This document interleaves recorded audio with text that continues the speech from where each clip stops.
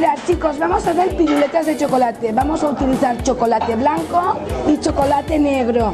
Y vamos a utilizar las mandarinas y los lacasitos. Haremos círculos e iremos poniendo las cosas. Y luego cuando se enfríe tendremos nuestras piruletas hechas.